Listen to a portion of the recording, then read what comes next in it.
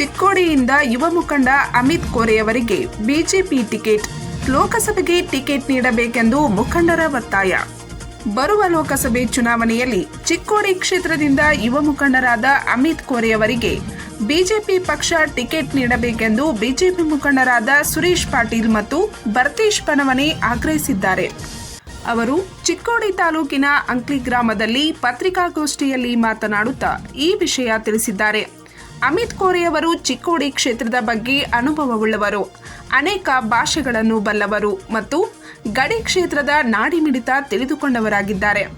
ಚಿಕ್ಕೋಡಿಯ ಚಿದಾನಂದ ಬಸವಪ್ರಭು ಕೋರೆ ಸಹಕಾರಿ ಸಕ್ಕರೆ ಕಾರ್ಖಾನೆಯ ಅಧ್ಯಕ್ಷರಾಗಿ, ಹಾಲಿ ಸದಸ್ಯರಾಗಿ, ರಾಯಬಾಗ್ ತಾಲೂಕಿನ ಯಡ್ರಾಮದ ಶಿವಶಕ್ತಿ ಸಕ್ಕರೆ ಕಾರ್ಖಾನೆಯ ರೂವಾರಿಗಳಾಗಿ ಸಾಕಷ್ಟು ರಾಜಕೀಯ, ಸಾಮಾಜಿಕ ಅನುಭವವುಳ್ಳ ಯುವ ಮುಖಂಡರಾಗಿದ್ದಾರೆ.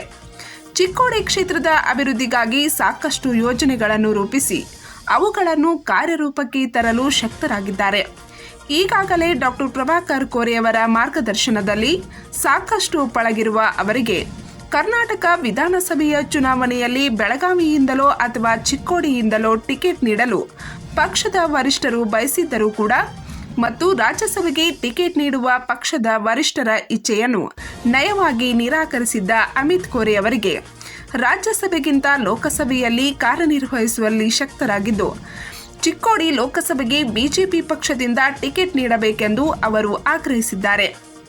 ಇನ್ನು ಇದೇ ವೇಳೆ ಚಿಕ್ಕೋಡಿ ಜಿಲ್ಲೆ ಬೇಡಿಕೆಗೆ ಮತ್ತು ಅಂಕ್ಲಿ ತಾಲೂಕು ಕೇಂದ್ರದ ಬೇಡಿಕೆಗೆ ನಮ್ಮ ಸಂಪೂರ್ಣ ಬೆಂಬಲವಿದ್ದು, ಅಂಕ್ಲಿ ಮೊದಲಿನಿಂದಲೂ ಈ ಭಾಗದ ವ್ಯಾಪಾರದ ಕೇಂದ್ರವಾಗಿದ್ದು, ಈಗ ತಾಲೂಕಾ ಕೇಂದ್ರವಾದರೆ ಸುತ್ತಮುತ್ತಲಿನ ನಾಗರಿಕರಿಗೆ ಅನುಕೂಲವಾಗಲಿದೆ ಎಂದರು. ಇವತ್ತಿನ ಪತ್ರಿಕಾ ಪರಿಷತ್ತಿನ ಉದ್ದೇಶ ನಂತರ ನಿಮಗೆಲ್ಲ ಗೊತ್ತಿರುವ ಹಾಗೆ 2024ರಲ್ಲಿ ಲೋಕಸಭೆಯ ಚುನಾವಣೆ ಸಂಬಂಧಿಸಿದ್ದು ಚಿಕ್ಕೋಡಿ ಮತಕ್ಷೇತ್ರದಿಂದ ಮಾನ್ಯ ಅಮಿತ್ ಕೋರೆ ಅವರನ್ನು ಭಾರತೀಯ ಜನತಾ ಪಕ್ಷದ ಅಭ್ಯರ್ಥಿಯನ್ನಾಗಿ ನಮ್ಮ ಪಕ್ಷದ ವರಿಷ್ಠರು ಆಯ್ಕೆ ಮಾಡಿ ಅವರಿಗೆ ಸ್ಪರ್ಧಿಸಲು ಅವಕಾಶ ಮಾಡಿಕೊಡಬೇಕೆಂದು ಈ ಮೂಲಕ ನಾನು ನಮ್ಮ ವರಿಷ್ಠರಲ್ಲಿ ಕೇಳ್ಕೊಳ್ತೇನೆ. ಅಮಿತ್ ಕೋರೆ ಅವರು ಈಗಾಗಲೇ ಔದ್ಯೋಗಿಕ ಕ್ಷೇತ್ರದಲ್ಲಿ, ಶೈಕ್ಷಣಿಕ ಕ್ಷೇತ್ರದಲ್ಲಿ ತಮ್ಮದೇ ಆದ ಒಂದು ಸಕ್ಕರೆ ಕಾರ್ಖಾನೆ, 1, 2, 3 ಸಕ್ಕರೆ ಕಾರ್ಖಾನೆಗಳನ್ನು ನಡೆಸುವುದರ ಮೂಲಕ ಮತ್ತು ಸಾರ್ವಜನಿಕ ಕ್ಷೇತ್ರದಲ್ಲಿ KLE ಸಂಸ್ಥೆಯ ನಿರ್ದೇಶಕರಾಗಿ, ಸಹಕಾರಿ ಕ್ಷೇತ್ರದಲ್ಲಿ ಚಿದಾನಂದ ಕೋರೆ ಸಹಕಾರಿ ಕ್ಷೇತ್ರದ ನಿರ್ದೇಶಕರಾಗಿ ಈಗಾಗಲೇ ಕೆಲಸ ಮಾಡಿದ್ದಾರೆ. ಮತ್ತು ಮುಖ್ಯವಾಗಿ ಅವರಿಗೆ ಬೆನ್ನೆಲುಬಾಗಿ ಅವರ ತಂದೆಯವರಾದ ಮಾನ್ಯ ನಮ್ಮೆಲ್ಲರ ನಾಯಕರು, ಮಾರ್ಗದರ್ಶಕರಾದ ಪ್ರಭಾಕರ್ ಕೋರೆಯವರ ಕಾರ್ಯ, ಅವರಿಗೂ ಈಗ ವಯಸ್ಸಿನ ಕಾರಣದಿಂದ ವರಿಷ್ಠರು ಟಿಕೆಟು ನಿರಾಕರಿಸ್ತಾ ಇದ್ದಾರೆ. ಆದ್ದರಿಂದ ನಿಮ್ಮ ಮೂಲಕ ಮತ್ತೊಮ್ಮೆ ನಾನು ನಮ್ಮ ಪಕ್ಷದ ವರಿಷ್ಠರಲ್ಲಿ ಕೇಳಿಕೊಳ್ಳುವುದೇನೆಂದರೆ, ಚಿಕ್ಕೋಡಿ ಮತಕ್ಷೇತ್ರದಿಂದ ಮಾನ್ಯ ಅಮಿತ್ ಕೋರೆಯವರನ್ನು ಭಾರತೀಯ ಜನತಾ ಪಕ್ಷದ ಅಭ್ಯರ್ಥಿಯನ್ನಾಗಿ ಅವರು ಆಯ್ಕೆ ಮಾಡಬೇಕೆಂದು ನಮ್ಮಲ್ಲಿ ಮತ್ತೊಂದು ಕೇಳಿಕೊಳ್ತೇನೆ. ನಮಸ್ಕಾರ. ಮಿತ್ರರಿಗೆ ನಮಸ್ಕರಿಸುತ್ತಾ, ಇಲ್ಲಿ ಸೇರಿದ ಎಲ್ಲ ಜನರಿಗೆ ನಮಸ್ಕರಿಸುತ್ತಾ, ವೇದಿಕೆ ಮೇಲೆ ಅತಿಥಿಗಳಾದ ಎಲ್ಲ ನನ್ನ ಮಿತ್ರ ಬಂಧುಗಳು, ಅಮಿತಣ್ಣ ಕೋರೆಯವರು ನಮ್ಮ ಯುವ ನೇತಾರಿದ್ದಾರೆ. ಸರ್ಕಾರಿ ರಂಗದಾಗ ಬಹಳಷ್ಟು ಕೆಲಸ ಮಾಡಿದರು. 20-25 ವರ್ಷ ಸರ್ಕಾರಿ ರಂಗದಾಗ ಚಿದಾನಂದ ಬಸವಪ್ರಭು ಕೋರೆ ಸಹಕಾರಿ ಸಕ್ಕರೆ ಕಾರ್ಖಾನೆ, ಶಿವಶಕ್ತಿ ಸಹಕಾರಿ ಸಕ್ಕರೆ ಕಾರ್ಖಾನೆ, ಪ್ರಧಾನಮಂತ್ರಿ ಈಗಾಗಲೇ ಬೈಲಹೊಂಗಲದಲ್ಲಿ ಮತ್ತೊಂದು ಸಹಕಾರಿ ಸಕ್ಕರೆ ಕಾರ್ಖಾನೆ ಪ್ರಾರಂಭ ಮಾಡಿದ್ದಾರೆ. ಸರ್ಕಾರಿ ರಂಗದಲ್ಲಿ ಸಾಕಷ್ಟು ಜ್ಞಾನ ಉಳ್ಳವರು. ಪ್ರಭಾಕರ್ ಕೋರೆ ಬ್ಯಾಂಕಿನಾಗಲಿ ಸಾಕಷ್ಟು ಕೆಲಸ ಮಾಡಿದರು. ಸರ್ಕಾರಿ ರಂಗ ಒಂದು ಆರ್ಥಿಕ ಮತ್ತು ಶಿಕ್ಷಣ ಮತ್ತು ಉದ್ಯೋಗ ಈಗ ಸಾಕಷ್ಟು ಈ ಭಾಗದಾಗ ಅವರಿಂದ ಕೆಲಸಗಳು ಆಗಿದ್ದಾವೆ. ಮತ್ತು ಒಳ್ಳೆಯ ವ್ಯಕ್ತಿತ್ವ, ಸರಳ ವ್ಯಕ್ತಿತ್ವಗಳು ಮನುಷ್ಯ ಇದ್ದಾವೆ. ಅವರು ಈಗಾಗಲೇ KLE ಸೊಸೈಟಿ ಪ್ರಭಾಕರ್ನ ಕೋರೆ ಹಾಸ್ಪಿಟಲ್ನ ಚೇರ್ಮನ್ರಾಗಿ ಸಾಕಷ್ಟು ಸೇವೆಯನ್ನು ಮಾಡ್ತಾ ಇದ್ದಾರೆ. ಅದನ್ನೆಲ್ಲ ನೋಡಿದ್ರೆ ಈ ಭಾಗದಾಗ ನೀರಾವರಿ, ಉದ್ಯೋಗ, ಕೃಷಿ, ಈ ಭಾಗದ ಜನರ ಬಗ್ಗೆ ಸಾಕಷ್ಟು ಕಳಕಳಿಗಳವರಾಗಿದ್ದಾರೆ. ಅದನ್ನೆಲ್ಲ BJP ಭಾರತೀಯ ಜನತಾ ಪಕ್ಷ ಅದರಲ್ಲಿ ಗಮನ ತಗೊಂಡು, ಯಾಕಂದ್ರೆ ಅದು ಏನು ಪ್ರಭಾಕರನ್ನ ಕೋರೆ ಅವರು ನಮ್ಮ ನಾಯಕರು ಅವರು 2 ಸಲ ರಾಜ್ಯಸಭಾ ಸದಸ್ಯರಾಗಿದ್ದರು. ಈಗ ಅವ್ರಿಗೆ ಮತ್ತೊಮ್ಮೆ ಟಿಕೆಟ್ ಕೊಡಬೇಕಂದ್ರೆ ವಯಸ್ಸಾಗಿದೆ ಅಂತ ಪಾರ್ಟಿ ಆಗಿದ್ದರು. ಅವ್ರ ಸುಪುತ್ರರಾದ ಅಮಿತನ್ನ ಕೋರೆ ಅವರು ಈ ಭಾಗದಿಂದ ಚಿಕ್ಕೋಡಿ ಭಾಗದ BJP ಅಭ್ಯರ್ಥಿ ಅಧಿಕೃತ ಕರೆಸಿ ಮಾಡದ ಕರೆಸಿ ಪಾರ್ಟಿ ಅವರಿಗೆ ಕಳಕಳಿ ವಿನಂತಿ ಮಾಡಿದರು. ಈ ಭಾಗದ ಬಡಬಡಗಳ ಉದ್ಯೋಗ ಸಾಕಷ್ಟು 2,000-2,500 ಜನರಿಗೆ ಉದ್ಯೋಗ ಅವಕಾಶ ಮಾಡಿಕೊಡಿ. ಅಂದರೆ ಈ ಭಾಗದ ಸಂಪೂರ್ಣ ಜ್ಞಾನ ಉಳ್ಳವರಿದ್ದಾರೆ ಮತ್ತು ಬಹುಭಾಷೆ ಬಡವರಿದ್ದಾರೆ. ಅವರು ಇಂಗ್ಲೀಷ್, ಹಿಂದಿ, ಮರಾಠಿ ಒಂದು 4-5 ಭಾಷೆ ಮಾತಾಡ್ತಾಯಿದ್ದಾರೆ. ಅವರಿಗೆ ಈ ಭಾಗದ ಸಮಸ್ಯೆ ಏನಿದೆ ಅದನ್ನು ಕೇಂದ್ರ ತನಕ ಬಗೆಹರಿಸುವಂಥ ಜ್ಞಾನ ಉಳ್ಳವರಿದ್ದಾರೆ.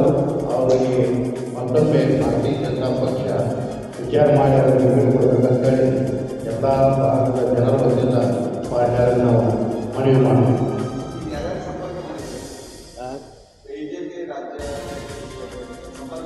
ಸಂಪರ್ಕ ಇವತ್ತು ಅವ್ರ ತಂದೆಯವರು ಪ್ರಭಾಕರನ್ನ ಕೋರಿಯವರು ಮಾಡಿದ್ದಾರೆ.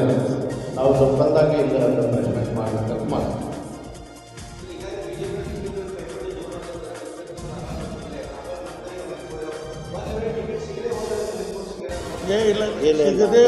ಏನೂ ಆಗಲಿ ಪಕ್ಷ ಪಾರ್ಟಿ ಅವ್ರಿಗೆ ಮನವಿ ಮಾಡ್ತೇವೆ. ಕೂಡಲೇ ಬೆಡ್ಡೆ ಮನವಿ ನಮ್ಮದು ಅನಿಸಿಕೆ ಅವ್ರಿಗೆ ಹೇಳಿದೆವು. ನಾಳೆ ಪಾರ್ಟಿ ಅವ್ರು ಯಾವ್ದು ಫೈನಲ್ ಮಾಡ್ತಾರೆ ಅದನ್ನು ಮಾಡ್ತೀವಿ.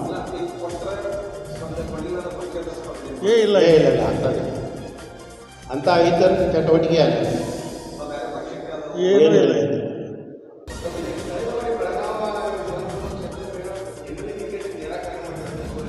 ಅವ್ರ ಜನ ಮೊದಲಿಂದ MP ಇಂಟ್ರೆಸ್ಟ್ ಇದ್ದವರು MP ಕೊಡಬೇಕಂತ ನಮ್ಮೊಂದು ಮಾತಾಡಿದ್ರು. ಅವ್ರದ್ದು ಇಚ್ಛೆನೇ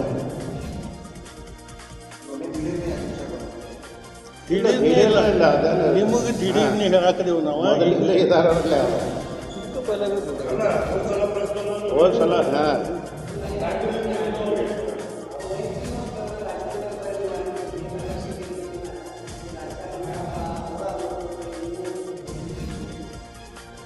ಊರೇ ಮಧ್ಯಾಹ್ನ ನೋಡ್ರಿ 3-4 ದಿನದಿಂದ ರಾಜಕೀಯ ಮಾಡ್ಕೊಂಡು ಬಂದೈತಿ.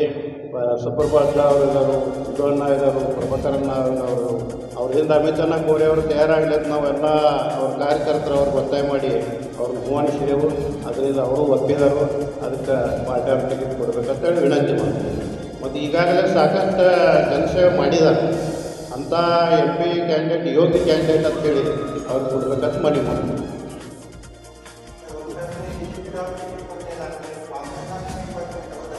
ಇಲ್ಲ ಒಮ್ಮೆ ಹೇಳಿದೇವಲ್ಲ ಹೊರಗಡೆ ಅದನ್ನ ಹಾಕಿ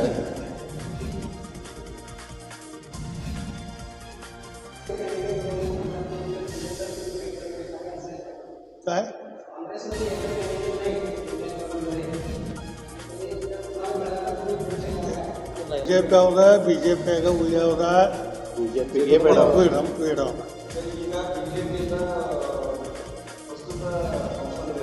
ಇರಲಿ.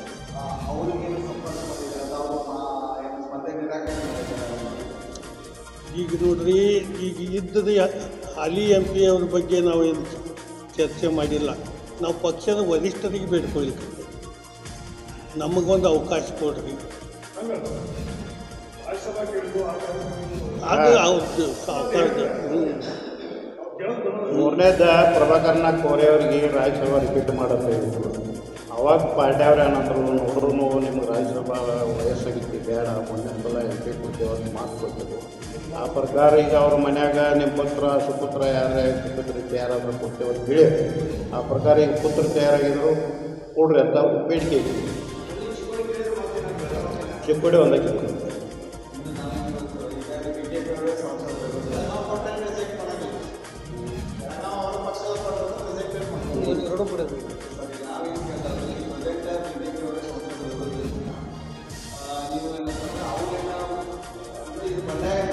ಬಂಡಾಯ ಪಕ್ಷದ ವರಿಷ್ಠ ಈಗಿದಾರ್ರಿ BJP ಅವರು. ನಾವು ಆಕಾಂಕ್ಷಿ ಇದ್ದೇವೆ, ನಾವು ಆಕಾಂಕ್ಷಿ ಇದ್ದೇವೆ ಅಂತ ಹೇಳಾಕದೇವು. ಈಗ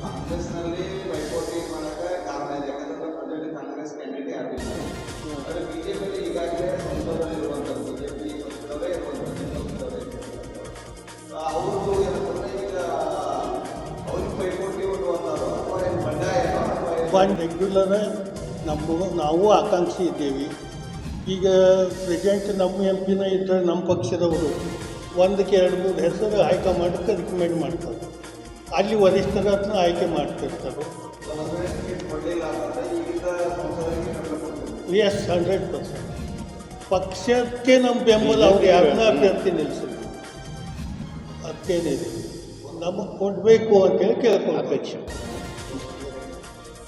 ಚರ್ಚೆ ನಡೆದ ಮಂಡ್ಯದಲ್ಲೂ ಬೆಳಗಾವಿ ಜಿಲ್ಲೆಯ ತಾಲೂಕುಗಳ ಬಗ್ಗೆ ಇಲ್ಲಿ ಕಳೆದ ಸಲ ನಮ್ಮ ಹೊಸ ಬಸ್ ಸ್ಟ್ಯಾಂಡ್ ಉದ್ಘಾಟನೆ ಸಂದರ್ಭದಲ್ಲಿ ನಾನು ಪ್ರಭಾಕರ್ ಕೋರೆ ಅವರು ಅಂಕ್ಲಿ ಹೊಸ ತಾಲೂಕು ರಚನೆ ಬಗ್ಗೆ ಕೇಳ್ಕೊಂಡಿದ್ದೀವಿ ನಮ್ಮ ಸ್ಥಳೀಯ ಶಾಸಕರಿಗೆ. ಅವರು ನಿಮ್ಮ ಸಲಹೆಯನ್ನು ಏನು ಮಾಡ್ತೇವೆ, ತಾಲೂಕು ರಚನೆ ವೇಳೆಗೆ ನಾವು ಕನ್ಸಿಡರ್ ಮಾಡ್ತೇವೆ ಅಂತ ಹೇಳಿದರು. ಆದರೆ ಅಂಕ್ಲಿ ಗ್ರಾಮ ತಾಲೂಕು ಆಗಲಿಕ್ಕೆ ಏನೇನು ಬೇಕಲ್ಲ ಅವೆಲ್ಲ ಅದ. ಈಗಾಗಲೇ 30 ಬೆಡ್ ಹಾಸ್ಪಿಟಲ್ ಅದ, ಫಸ್ಟ್ ಕ್ಲಾಸ್ ಪೊಲೀಸ್ ಸ್ಟೇಷನ್ ಅದ, ಶಿಕ್ಷಣ ಸಂಸ್ಥೆಗಳು, ನೀರಾವರಿ, ಆಮೇಲೆ ಇದು ಐತಿಹಾಸಿಕ ಮತ್ತು ಕರ್ನಾಟಕ ಏಕೀಕರಣ ಚಳವಳಿಯಲ್ಲಿ ಭಾಗವಹಿಸಿದ ಗ್ರಾಮ, ರಾಜಕೀಯ ಹಿನ್ನೆಲೆ ಮೊದಲಿನಿಂದಲೂ ವ್ಯಾಪಾರಿ ಕೇಂದ್ರ, ಹಳ್ಳಿಗೆ ಒಂದು ಕೇಂದ್ರ ಸ್ಥಾನವಾಗಿ ಅಂಕ್ಲಿ ಮೊದಲಿನಿಂದ ಕಾರ್ಯ ಮಾಡಿದ, ಈಗಲೂ ಕಾರ್ಯ ಮಾಡ್ತಾಯಿದೆ. ವಿಶೇಷವಾಗಿ ನೆರೆ ಹಾವಳಿ ಸಂದರ್ಭದಲ್ಲಿ ಈ ಕಡೆ ಕೃಷ್ಣಾ ನದಿಯ ದಂಡೆಯ ಊರೇನದವಲ್ಲಿ ಇಲ್ಲಿ ನಮ್ಮ ಅಂಕ್ಲಿಯಾಗ ಗಂಜಿ ಕೇಂದ್ರ ಓಪನಿಂಗ್ ಆಗ್ತದೆ. ಆ ವೇಳೆಗೂ ನಮ್ಮ ರಿಲೀಫ್ ಕಾರ್ಯಕ್ಕೆ ಮಾಡಲಿಕ್ಕೂ ಅನುಕೂಲ ಆಗ್ತದೆ. ಈ ಎಲ್ಲ ದೃಷ್ಟಿಯಿಂದ ಈಗಾಗಲೇ ಕಾಗವಾಡ, ಕಿತ್ತೂರು, ಮೂಡಲ್ಗಿ ಎಲ್ಲ ನಿಪ್ಪಾಣಿ, ಕಾಗವಾಡ ಕಿತ್ತೂರ್ಗಿಂತಲೂ ನಮ್ಮ ಅಂಕ್ಲಿ ಗ್ರಾಮ ಭಾಳ ಒಂದು ಇದ್ರೊಳಗೆ ಅದ, ಅರ್ಧ ಸ್ಥಾನ ಅಂದರೆ ತಾಲೂಕು ಆಗಲಿಕ್ಕೆ ಯೋಗ್ಯ ಅದ. ಅದಕ್ಕಿಂತ ಮುಂದೆ ತಾಲೂಕು ರಚನೆ ಆಗಬೇಕಾದ್ರೂ ಅಂಕ್ಲಿ ಗ್ರಾಮ, ಅಂಕ್ಲಿ ತಾಲೂಕು ರಚನೆ ಆಗಬೇಕಂತ ಮಾಧ್ಯಮದ ಮೂಲಕ ನಾನು ಸರ್ಕಾರಕ್ಕೆ ಕೇಳ್ತೀನಿ. ಐತಲ್ಲ, ಅದಕ್ಕೂ ಬೆಂಬಲ ಐತಿ. ಚಿಕ್ಕೋಡಿ ಜಿಲ್ಲೆಗೂ ಬೆಂಬಲ ಐತಿ, ಅಂಕ್ಲಿ ತಾಲೂಕಾನೂ ಆಗಬೇಕು. ಆಗಬೇಕು, ಚಿಕ್ಕೋಡಿ ಜಿಲ್ಲೆನೂ ಆಗಬೇಕು, ಅಂಕ್ಲಿ ತಾಲೂಕಾನೂ ಆಗಬೇಕು. ಅದಕ್ಕೆ ದಯವಿಟ್ಟು ಇದು MLA ಬೇಡ, MP ಬಂದ್ರೆ ನೋಡೋಣ ಅಂತ ನಮಗಂತೂ ಹೇಳಿದ್ರು. ಆ ವರಿಷ್ಠದ ಫೋನ್ ಬಂದಾಗ ಕೋರೆಯವ್ರ ಜೊತೆ ನಾ ಇದ್ದೆ, ಚರ್ಚೆ ಆಗುತ್ತೆ. ನನ್ನ ಎದುರಿಗೇನೆ ಕೇಳಿದ್ರು, ಈಗ ಬೇಡ MP ಬಂದಾಗ ನೋಡಿ ಅಂದಿದ್ದರು. ಅದಕ್ಕೆ ನಾವು ನಿಮ್ಮ ಮೂಲಕ ವರಿಷ್ಠರ ಜೊತೆನೂ ಸಂಪರ್ಕದಲ್ಲಿ ಇದ್ದೀವಿ, ನಿಮ್ಮ ಮೂಲಕನೂ ಕೇಳ್ಕೊಳ್ತೇವೆ. ಈ ಸಮಯದಲ್ಲಿ CVKSS ಕಾರ್ಖಾನೆಯ ಅಧ್ಯಕ್ಷರಾದ ಮಲ್ಲಿಕಾರ್ಜುನ್ ಕೋರೆ, ಉಪಾಧ್ಯಕ್ಷರಾದ ತಾತಾ ಸಾಹೇಬ್ ಕಾಟೆ, ನಿರ್ದೇಶಕರಾದ ಭರತೇಶ್ ಬನಮನೆ, ಅಣ್ಣಾಸಾಬ್ ಪಾಟೀಲ್, ಡಾಕ್ಟರ್ ಪ್ರಭಾಕರ್ ಕೋರೆ ಬ್ಯಾಂಕಿನ ಅಧ್ಯಕ್ಷರಾದ ಮಹಾಂತೇಶ್ ಪಾಟೀಲ್, ಉಪಾಧ್ಯಕ್ಷರಾದ ಸಿದ್ಗೌಡ ಮಗ್ದುಮ್, ನಿರ್ದೇಶಕರಾದ ಪ್ರಫುಲ್ ಶೆಟ್ಟಿ, ಪ್ರಸಾದ್ ಮೇದಾರ್, ವಿವೇಕ್ ಕಮ್ತೆ ಸೇರಿದಂತೆ ಅಂಕ್ಲಿ ಗ್ರಾಮ ಪಂಚಾಯಿತಿ ಮಾಜಿ ಅಧ್ಯಕ್ಷರಾದ ಸುರೇಶ್ ಪಾಟೀಲ್, ಕೋರೆ ಬ್ಯಾಂಕಿನ ಪ್ರಧಾನ ವ್ಯವಸ್ಥಾಪಕರಾದ DS ಕರೋಶಿ, ನಾಗೇಶ್ ದರ್ನಾಯಿಕ್, ಪಿಂಟು ಹಿರೇಕುರುವರ್ ಸೇರಿದಂತೆ ಅನೇಕರು ಉಪಸ್ಥಿತರಿದ್ದರು. ಪಂಚ್ ನ್ಯೂಸ್ಗಾಗಿ ಅಂಕ್ಲಿಯಿಂದ ಬಸವರಾಜ್ ತಾರ್ದಾಳೆ.